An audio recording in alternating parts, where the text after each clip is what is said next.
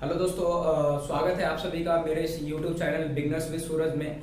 आज मैं आप लोगों के सामने संविधान के बारे में डिस्कस करूंगा। इससे पहले मैं 2 पार्ट बना चुका हूं, जिसमें कि हम बात कर रहे हैं कि भाई संविधान सभा के ऊपर हमने चर्चा की है, उसके बाद हमने पार्लियामेंट के ऊपर चर्चा किया। लेकिन आज का जो सेशन है हम लोग इसके बारे में बात करेंगे, संविधान की व्याख्या है, संविधान से जितनी भी जुड़ी हुई चीजें हैं आप तक पहुंचाने की कोशिश करूंगा। उम्मीद है आप लोगों को ये वीडियो पसंद आएगी। इसमें हम लोग क्या कर रहे हैं, एनसीईआरटी क्लास 11th को कवर अप करने की कोशिश कर रहे हैं। उसमें सबसे पहला हमारा जो चैप्टर है वो नॉर्मली संविधान के ऊपर ही है। उस चीजों को हम क्या करेंगे, डिस्कस करने की कोशिश करेंगे। तो आइए हम लोग शुरू करते हैं कि सबसे पहले हम लोग समझने की कोशिश करते हैं कि भाई संविधान का मतलब क्या होता है, संविधान है क्या आखिरी मायनों में। तो यहाँ पर लिखा भी हुआ है, एक तरीके से अपनी लैंग्वेज भी बोल सकते हैं, आप किताबी लैंग्वेज भी बोल सकते हैं। लेकिन अगर हम सिंगल फ्रेम में समझने की कोशिश करें तो संविधान एक ऐसा रिटन डॉक्यूमेंट होता है या लिखित दस्तावेज आप लोग बोल सकते हैं, जिससे किसी भी लोकतांत्रिक देशों का क्या चलाया जाता हो, शासन चलाया जाता हो। एक चीज ध्यान देने वाली बात है, लोकतंत्र जहां पर होगा वहां पर आपको संविधान देखने को मिलेगा, क्योंकि जहां पर राजतंत्र होगा वहां पर आपको संविधान रहने या न रहने का कोई मतलब नहीं बनता। क्यों? अगर मोनार्की सिस्टम है, हायरार्की है या मोनोपोली है, वहां पर जो कॉन्स्टिट्यूशन हो ही नहीं सकता, होगा तो वो किस में कन्वर्ट हो जाएगा, ऑटोमेटिक मोनार्की सिस्टम, जिसको राजतंत्र आप लोग कहते हैं।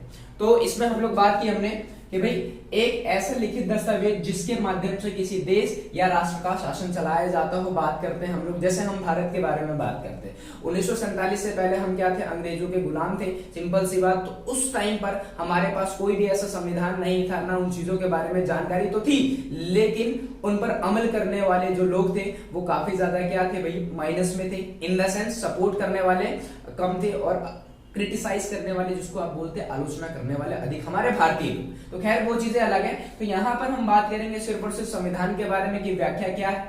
अब जो राष्ट्र के बारे में हम लोग बात करते हैं, या लोकतंत्र के बारे में बात कर लो या राजतंत्र के बारे में बात कर लो, तो यहाँ पर हम लोग बात करेंगे सिर्फ और सिर्फ लोकतंत्र के बारे में कि लोकतंत्र एक राष्ट्र को कैसे बनाते हैं, इसका कौन सा प्रोसीजर है। तो यहाँ पर मैंने आपको वो चीजें दिखाई दे रही होंगी जो राइट डाउन करी है। इसमें सबसे पहला एरिया को मिलाकर, सबसे जो लेवल, जो रीजनल लेवल मानते हो आप, सबसे जो छोटे स्तर का मानते हो आप, उसको हम क्या बोलते हैं, क्षेत्र बोलते हैं। क्षेत्र को मिलाकर के हम क्या बनाते हैं, ग्राम बनाते हैं, गांव बनाते हैं। उसके बाद एक गांव को मिलाकर के हम लोग क्या बनाते हैं, जिला बनाते हैं। जिला को बनाने के बाद और उसको मिला करके बनाने के बाद लगभग आप बात करते हैं क्या बनाते हैं, राज्य बनाते हैं। और राज्य को मिलाकर के हम क्या बनाते हैं, एक राष्ट्र बनाते हैं। सपोज करते हैं हमारे भारत में क्या है, 8 यूटीज के बारे में बात करेंगे, और जो 28 हमारे राज्य हैं उन सभी को हम एक राष्ट्र बोलेंगे।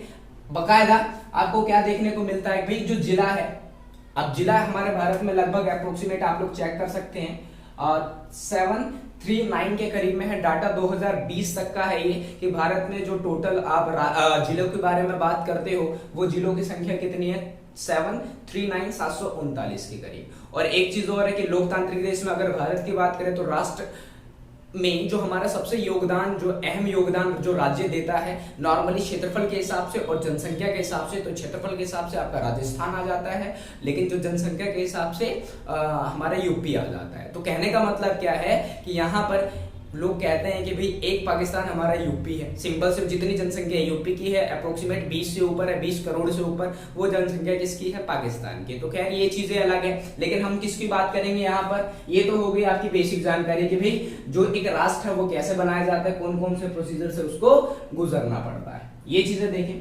उसके पहले, ये शुरू करने से पहले, क्योंकि ये व्याख्या है, इसके बारे में आप जान ले कि भाई भारतीय संविधान को उधार का थैला के नाम से भी जाना जाता है। ऐसा मैं क्यों कह रहा हूं, कारण क्या है इसका, कारण ये है, ऐसा नहीं है कि जो भारत आजाद हुआ तो भारत के जो मेन कांग्रेसी लीडर्स थे, बात करते हैं, उन्होंने ही भारतीय संविधान को एक ड्राफ्ट बनाया, जिसमें डॉक्टर BR अम्बेडकर, जो ड्राफ्ट कमेटी, जिसको हम क्या बोलते हैं नॉर्मली प्रारूप समिति के नाम से जानते हैं, तो उन्होंने ये ऐसा आइडिया कहां से लिया, सिर्फ भारतीय लोगों के बीच में नहीं, बल्कि अलग अलग देश जो आप देख सकते हैं, फ्रांस हो गया, यूके हो गया, USA, कनाडा और आयरलैंड, इन सभी देशों से हमारे इंडियन कॉन्स्टिट्यूशन में कुछ ना कुछ चीजें ऑप्ट की गई हैं। वो कौन कौन सी चीजें हैं, इन सभी के बारे में हम लोग क्या करेंगे, जानने की कोशिश करेंगे। उससे पहले एक लास्ट हमारे इसमें रहता है कि भाई आर्टिकल कितने हैं, जैसे मैंने पहले वीडियो में भी आप लोगों को बताया था कि 395 है, फिर 448 है, वो नॉर्मली अभी करंट में कितने हैं 470, ये करंट डाटा है।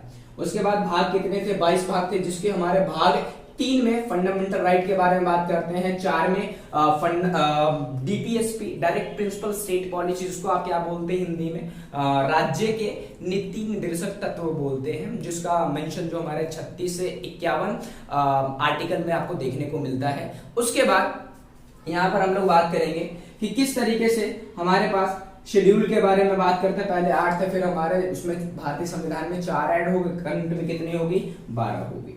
वैसे हम लोग बात करेंगे अब संविधान जो है उसकी व्याख्या के बारे में, विशेषताएं हम आगे बात करेंगे। तो सबसे पहले हम किसको लेते हैं, नॉर्मली आप पांचों में से किसी को भी आप ऑप्ट कर सकते हैं। ये 5 वो मेजर कंट्रीज हैं जहां के संविधान से भारतीय संविधान में कुछ ना कुछ चीजें ऐड की गई है। तो आइए देखते हैं। यूके, जिसको आप बोलते हैं ब्रिटिशर्स के बारे में बात करते हैं, जिन्होंने हमारे ऊपर रूल किया, हमें कॉलोनाइज्ड बनाया, जिसको उपनिवेश बोलते हैं।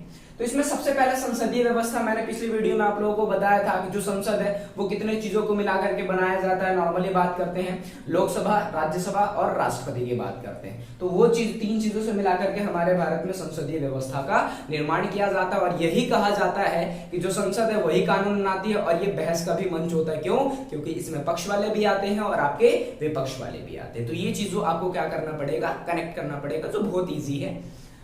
दूसरा, 1 मैन 1 वोट, कि भारतीय संविधान के अनुसार हर एक व्यक्ति को राजनीतिक अधिकार है। अब राजनीतिक अधिकार का क्या मतलब, पॉलिटिकल राइट का क्या मतलब है, 2 चीजें आती हैं। एक तो पहला आपको वोट देने का अधिकार है, दूसरा क्या, चुनाव लड़ने का अधिकार है। तो ये चीजें हैं आपको ध्यान में रखनी पड़ेंगी। 1 मैन 1 वोट, यानी कि एक आदमी है तो वो एक ही वोटिंग कर सकता है, एक से ज्यादा तो कर ही नहीं सकता। ये तो कुछ मतलब ही नहीं है, तो संविधान के अगेंस्ट में हो जाएगा। दूसरा, सार्वभौमिक वयस्क मताधिकार, जिसको आप इंग्लिश में यूनिवर्सल एडल्ट फ्रेंचाइज बोलते हैं। The person who cross 18 they can easily vote, they can use their political right. लेकिन एक चीज आपको ध्यान में रखने वाली है, क्या,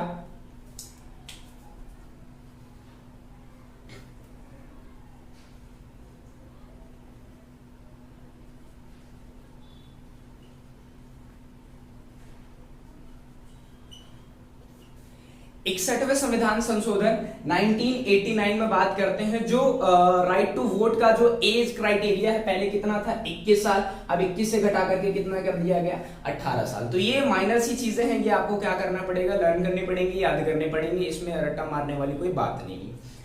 चौथा क्या है, first pass the post, Bharat में ये भी है सर्वाधिक मत वालों की जीत बोलते हैं, जिसको कि मैं इलेक्शन लड़ रहा हूं, आप भी कंटेस्ट कर रहे हैं, तो क्या होगा, यहां पर जिस पार्टी को सबसे ज्यादा वोट मिलेंगे, चाहे वोट का मार्जिन एक ही क्यों ना ज्यादा हो, वो पार्टी क्या होंगे भैया, विजय घोषित होंगे। ये तो होगी आपके कहां की बात, पार्लियामेंट्री सिस्टम की बात। और एक चीज हम बात कर लेते हैं कि भाई यूके में हमने क्या लिया है, पार्लियामेंट्री सिस्टम लिया। अब यूके का जो कॉन्स्टिट्यूशन है वो क्या है, रिटर्न नहीं है, अलिखित है, लेकिन हमारे भारतीय संविधान जो है वो क्या है, लिखित भी हो और डिस्क्रिप्टिव भी है। इन सभी चीजों के बारे में जब हम मेरिट्स बात करेंगे संविधान की, उन सब में क्लियर करने की कोशिश करेंगे। दूसरा हमारे पास आता है यूएसए के बारे में, जिसको आप डेवलप्ड कंट्री के नाम से जानते हैं। इसमें सबसे पहला आता है फंडामेंटल राइट, जो आर्टिकल हमारे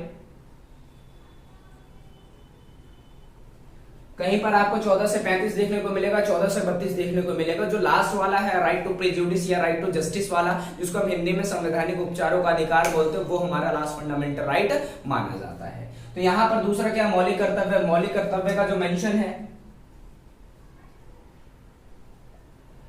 आर्टिकल 51 क में आपको देखने को मिलता है। तो ये मौलिक अधिकार क्या है कि अपने से बड़ों की इज्जत करना, छोटों को रिस्पेक्ट देना, कि जिस तरीके से आप दूसरों के साथ बिहेव करेंगे वो भी सेम आपको क्या करेंगे, रिप्लाई करेंगे। तो ये आपके बिहेवियर के ऊपर डिपेंड करता है कि आप किस टर्म का इस्तेमाल करना चाहते हैं।